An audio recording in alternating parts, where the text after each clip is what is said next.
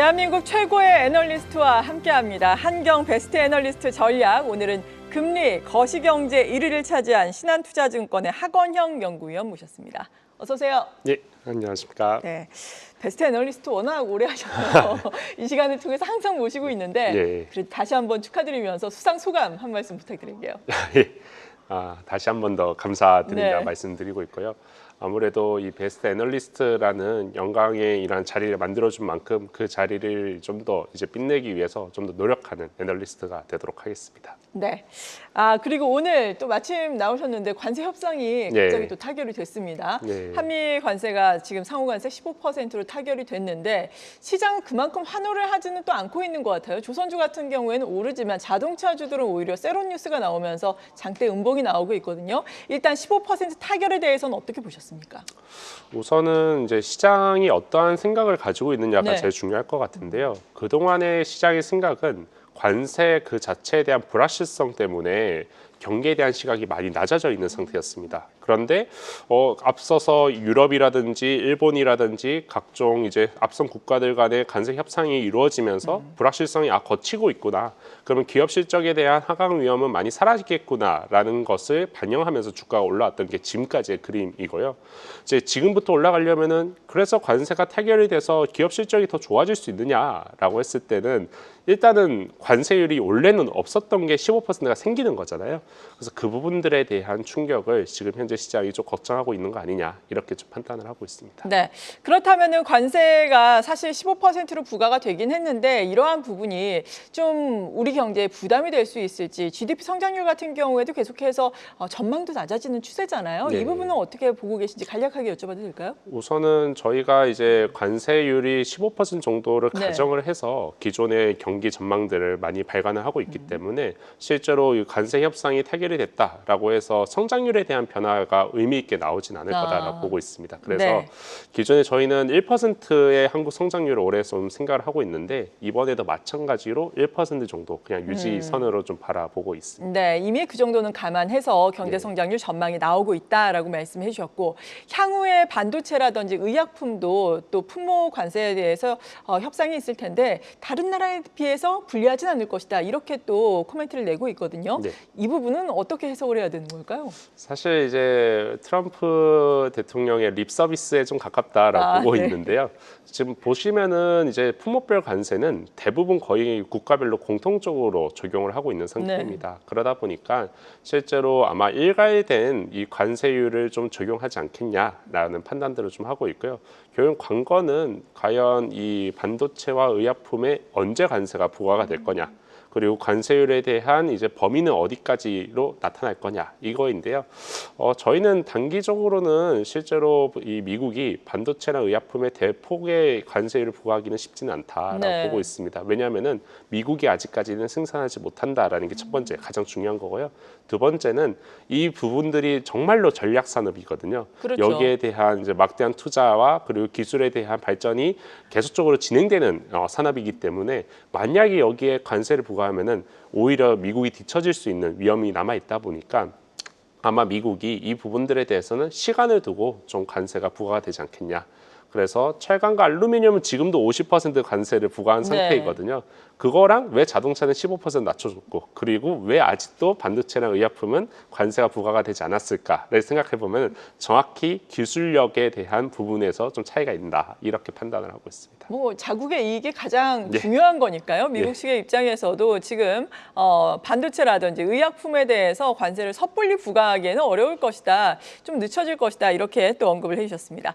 그리고 오늘 새벽에는 FOMC 회의 있었잖아요. 금리 예상했던 것처럼 동결이 됐는데 파월 연준 의장의 기자회견이라든지 관전 포인트는 어떤 게 있었다고 보십니까? 일단은 두 가지 관전 포인트가 있었죠. 일단 첫 번째는 과연 이제 금리에 대한 소수 의견이 없었을까에 대한 부분들이 첫 번째 관전 포인트였고요. 두 번째는 그래서 파월이 9월 달에 금리 인하에 대한 시그널을 줄까? 이 두 가지의 관전 포인트였는데요.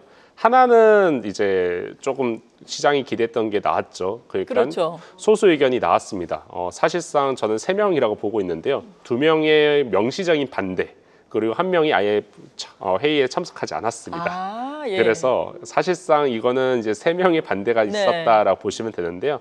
이제 이 부분들을 보면서 시장이 그러면은 조만간 금리 인하가 나올 수 있겠다라는 생각을 하다가 파월 의장이 9월 달에 금리 인하가 확정된 것은 아니다. 여전히 우리는 물가에 대해서 초점을 많이 두고 있다. 이런 발언들을 하다 보니까 오히려 정확적으로 봤을 때는 9월 달에 금리 인하가 좀 더 가능성이 좀 약해졌다. 이렇게 좀 평가를 할 수가 있겠습니다. 네, 그렇군요. 9월 금리 인하 가능성이 낮아졌다라고 말씀해 주셨는데 지금 사실상 3명이 반대를 한 것이다라고 이야기를 해주셨잖아요. 네. 이 3인의 반대의 이유는 어디에 있다라고 생각하십니까? 일단은 지금 연준 내에서도 뭐 일각에서는 네. 당연히 이제 정치적으로 해석하시려는 분들도 있긴 하지만은 그냥 이제 그런 것들을 제외하고 결국에는 그냥 경제 상황만 놓고 봤을 때 지금 현재 미국 경제가 딱 그 변곡점 부근에 위치해 있어요. 네. 그러니까 여기에서 경제가 딱 둔화가 되는데 너무 빠르게 둔화가 되면은 안 될 수 있으니까 여기에 맞춰서 금리 인하를 해야 된다라는 주장을 하시는 분들이 이 3명이라고 봐주시면 될 것 같고요. 나머지 이제 그래도 12명 중에서 9명은 여전히 금리 동결을 찬성을 한 사람들이거든요. 근데 이분들은 지금 현재 경기가 이렇게 둔화가 되고는 있지만은 이 관세발 물가 상승이 이제 시작되고 있는 상황이기 때문에 여기에 대해서 좀 더 지켜봐야 된다라는 입장을 좀 갖고 있습니다. 네. 그래서 이 부분들이 조금 대립되고 있다. 이렇게 보시면 될 것 같습니다. 네. 그리고 8월에는 FOMC 회의가 없고 잭슨홀 미팅, 컨퍼런스가 있지 않습니까? 여기에서는 어떤 점들을 주목해서 봐야 될까요? 원래 통상적으로 잭슨홀 미팅은 아무래도 그 회의 주제에 따라서 이 발언들이 어떤 발언들이 있을까에 대해서 좀 생각을 해볼 수가 있는데 이번에 이제 회의 주제 자체가 인구 구조라든지 아니면은 생산성이라든지 뭔가 좀 더 장기적인 관점들을 담은 이러한 이제 주제들이 들어가 있다 보니까 실제로 잭슨홀 그 자체에서는 뭔가 새로운 얘기, 그러니까 특히나 단기적으로 경제나 금융 시장에 대한 이러한 이제 영향을 줄 수 있는 부분들은 좀 거론되지는 않을 거다라고 보고 있습니다. 하지만 이제 항상 앞에 가장 먼저 모두 발언을 통해서 파월 연준 의장이 발언을 하는 게 있거든요. 그래서 과거에도 보면은 이러한 이제 잭슨홀 미팅 때 약간 굵직굵직한 발언들을 많이 하다 보니까 아마 여기에서 뭔가 새로운 발언들이 있지 않을까. 이러한 이제 시장의 생각들, 우려들이 좀 있는데 지금 현재 상황을 봤을 때는 아마 별다른 얘기가 없을 가능성이 높습니다. 큰 이벤트가 증시 측면에서 되지는 않을 수 있겠다라는 그럴 전망이었습니다. 수도 있습니다. 오늘 또 일본은행의 금리 결정이 있는데 지금 동결이 우세한 상황이죠. 그렇습니다. 좀 설명을 해주신다면요.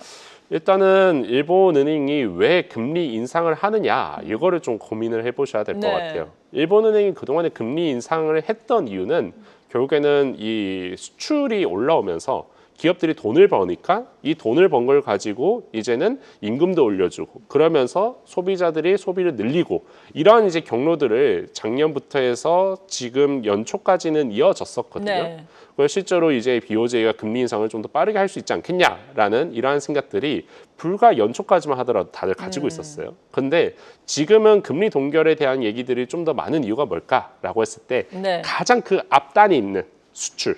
그 수출에 대한 불확실성이 많이 커지고 있죠. 그러다 보니까 지금 현재의 BOJ의 금리 인상의 가장 근거가 되는 이 수출 쪽에서 명확한 방향이 보이지 않다 보니까 이거를 좀 명확해진 다음에 그 다음에 금리 인상 기조를 좀 가져갈 가능성이 높다 이렇게 보시면 될 것 같고요.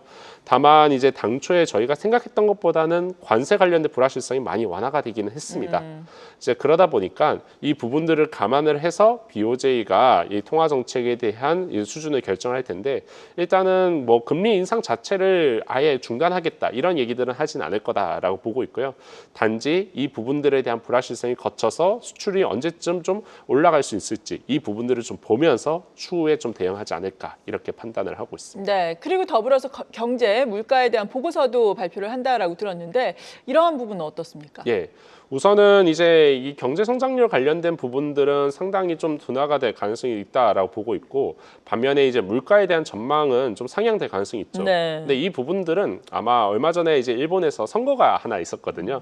근데 선거에서 여당이 졌습니다. 근데 여당이 전 이유가 뭐냐? 결국에는 이 식료품 가격, 쌀 가격 이 부분들이 빠르게 올라가다 보니까 여기에 따른 이제 문제가 생겼었거든요. 그러다 보니까 물가 관련된 부분들은 최근에 식료품 가격이 좀 올라가는 부분들 그리고 두 번째는 엔화가 당초에 저희가 예상했던 것보다 또다시 좀 약세를 보이다 보니까 수입 가격이 좀 올라갈 수 있는 부분들이 있거든요. 그래서 이 두 가지 때문에 물가의 전망이 좀 올라가긴 할 거다. 근데 이게 뭔가 이런 요인들이 추세적이지는 않잖아요. 그렇죠. 그러다 보니까 BOJ 입장에서도 아마 금리 인상을 이것 때문에 하지는 않을 거다 이렇게 좀 판단을 하고 있습니다. 우리나라 같은 경우에는 3분기 물가라든지 지금 말씀해 주신 경기라든지 이런 전망은 어떻습니까?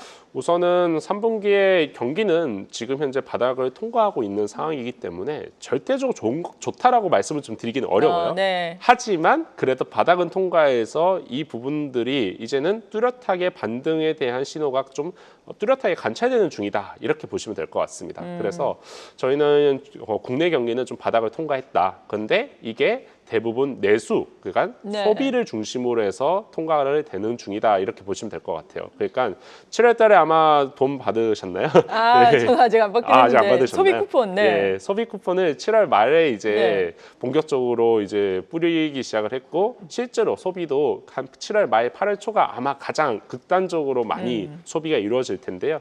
이제 그러다 보니까 이 효과가 일단 가장 클 것이다라고 네. 보시면 될 것 같고 그러면은 이렇게 되면은 물가가 좀 올라갈 수도 있는 거 아니냐에 대한 생각들이 있으실 텐데 물가 같은 경우는 여전히 경제가 절대적으로 좋지가 않다 보니까 이게 좀 올라왔다라고 해서 물가가 올라가지는 않을 거다. 그래서 네. 물가는 여전히 2% 내외를 좀 유지하지 않겠냐 이렇게 보고 있습니다. 네, 지금 말씀해주신 뭐 민생 쿠폰이라든지 그리고 추경으로 인해서 이 경기가 좀 바닥을 찍고 올라갈 수 있다라고 말씀해 주셨는데 GDP 성장률에 유의미한 영향을 미치는 건가요? 그러면?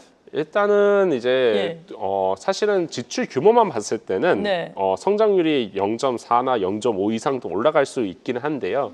이게 이제 앞서서 말씀드렸던 소비 쿠폰이잖아요. 그렇죠. 그래서 이게 이제 중상층 이하 분들은 대부분 이걸 돈을 받으면은 다 씁니다.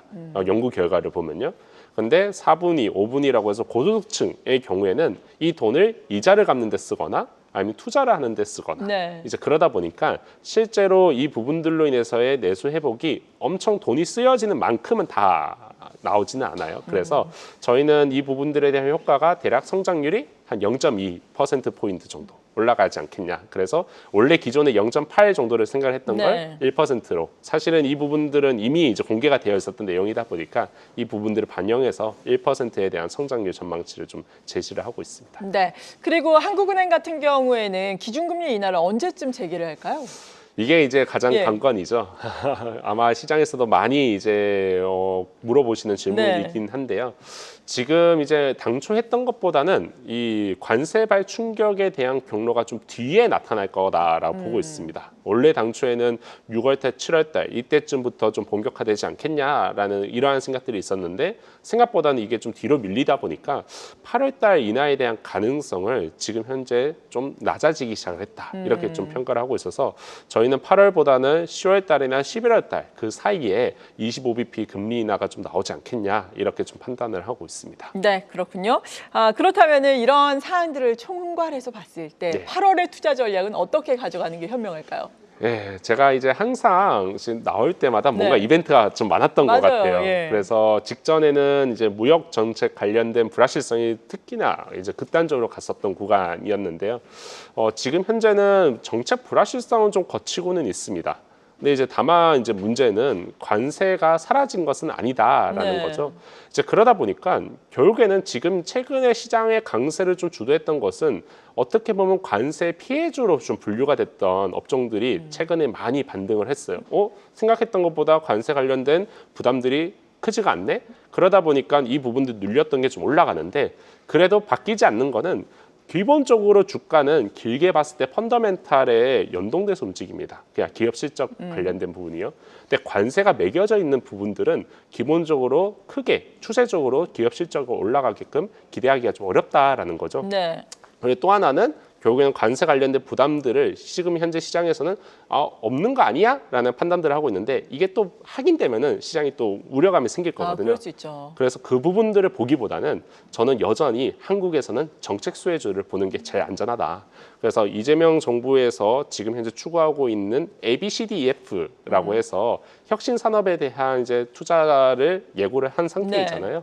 그래서 그 부분들에 대한 이 예산이 2026년도 예산안에 좀 더 공개가 될 예정이거든요. 이게 9월 초에 국회에서 보고가 될 예정입니다. 그럼 보통 한 8월 하순 정도가 되면은 언론을 통해서 조금씩 내용이 나오거든요. 나오겠죠. 그러면은 그와 관련된 AI라든지 바이오, 로봇 이쪽을 중심으로 정책 수혜주에 좀 더 주목을 해보셔야 되지 않을까 이렇게 판단을 하고 있고요. 네. 그 외에는 그냥 구조적으로 성장하는 것들, 그러니까 산업재, 그러니까 지금 조선, 방산, 원전 이런 부분들은 어떻게 보면 관세랑 무관하게 구조적으로 성장하고 있는 미국의 투자 수요랑 거의 연동되고 있기 때문에 이러한 부분들도 그냥 추세적인 관점, 긴 관점에서 보시면 좋을 것 같다. 이렇게 말씀을 좀 드리고 있습니다. 네. 오늘 한경베스트 애널리스트와 함께했습니다. 금리, 거시경제 1위를 차지하신 신한투자증권의 하건형 연구위원이었습니다. 감사합니다. 네, 감사합니다. 계속해서 다양한 경제 이슈를 알고 싶다면 구독과 좋아요, 알림 설정 부탁드립니다. AI 캐스터 권미정이었습니다.